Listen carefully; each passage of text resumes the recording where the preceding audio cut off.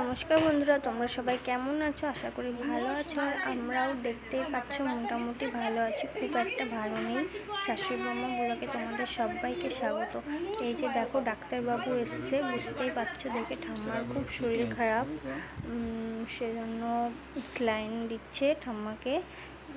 এই যে এই হাতটাতে দেখলো শিরা খুঁজে পাচ্ছে না, কারণ ওনার অনেক বয়স হয়ে গেছে। ওনার কত বয়স বলো তো? ওনার 100 বছর বয়স হয়ে গেছে, সেই জন্য শিরাটা ঠিকমতো খুঁজে পাচ্ছে না। তাই আমাদের বাড়িতে ডাক্তার এই হাতে দিচ্ছে, ডেকে নিয়ে আসা হয়েছে, কারণ ঠাম্মাকে তো আর নিয়ে যেতে পারবো না, সেই জন্য।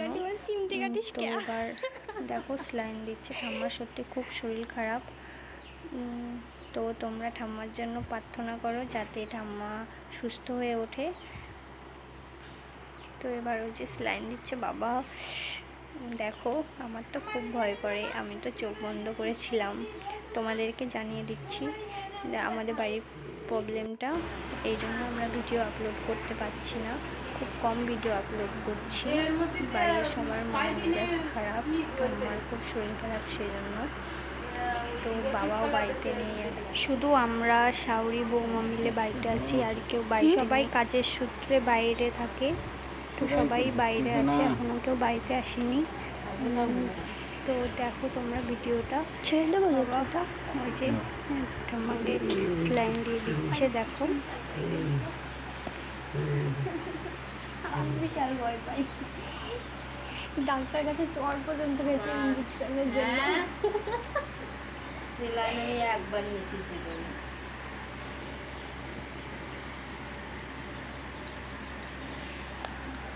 বম্বে বসে ম্যালেরিয়ার জ্বর হয়েছিল,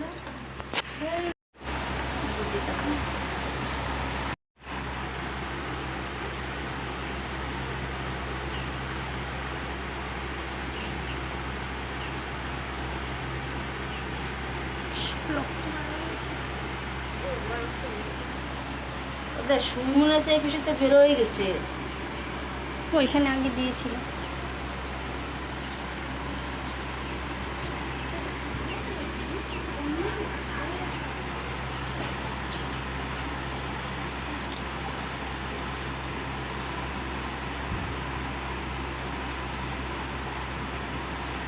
হাত বেশি নড়াবেন না, আপনি বলে যান যে একটু, তাহলে কথা শুনবে, আমরা বললেও শুনবে না।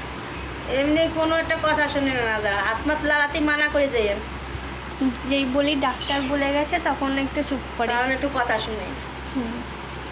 ঠাম্মা আমাদের একটা কথাও শোনে না, সেজন্য যেটুকে বলছিলাম যে আমাদের কথা শোনে না, আপনি একটু বারণ করে দিয়ে যান যে হাত টাত না নড়াবে। তাও ওই যে হাত নড়িয়ে ফেলেছে, পুরো হাত টাত ফুলে গেছে, দেখো।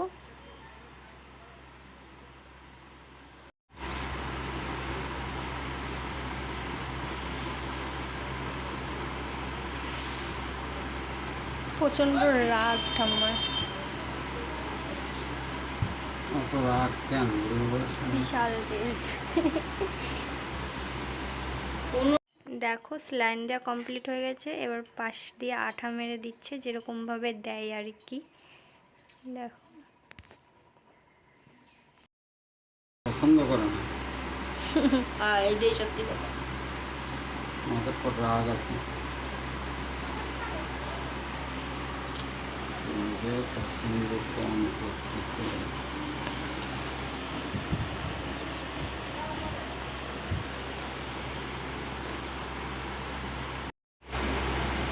সেরাগুলো খালি উঁচুই দেখতেছে, এর ভিতর দিয়ে জমা হয়ে রয়েছে রক্ত। বয়স হয়ে গেছে না, রক্ত গেছে গাঢ় হইয়া।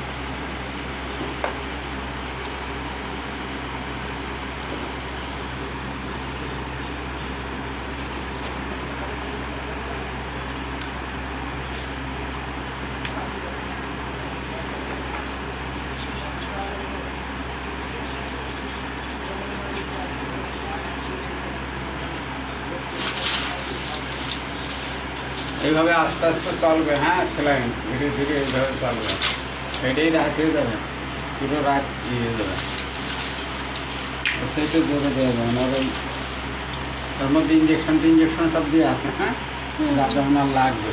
সকালে কেমন থাকে জাতি হবে, আমার ফোন ধরে না দেখে সেই জন্য বলে জাতি হবে।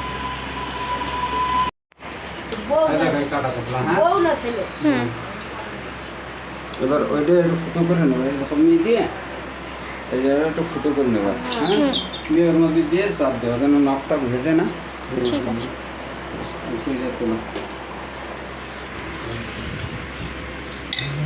আমি ঠিক সেই করো, সেদিন ওর রাত্রে কাজ পায় এর ঢুকে মধ্যে গেছিল। দিয়েছে। ট্রেনের নাই তো, ওই যে ওই টুকি, হ্যাঁ ওইটা দেখো কাটা আছে নাকি, ওই যেটা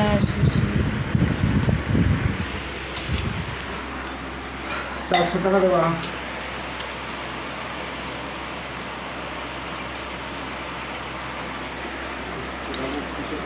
নড়াবেন না, হাত নড়াতে বারণ করেছে, হাত যদি নড়ান তাই রক্ত উঠে যাবে, ঠিক আছে? হ্যাঁ কি হয়েছে? জল জল এখন খাওয়া যাবে না, ওই যে জল যাচ্ছে ভিতরে।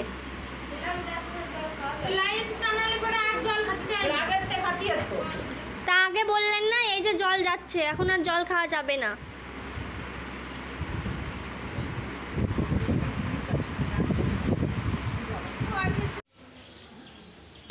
তো দেখো ঠাম্মার এই হাতটা ফুলে গেছে কীরকম, টার এসেছিলো আবার এসে এই হাতে দিয়ে গেছে। ঠাম্মার শরীরটা খুব খারাপ।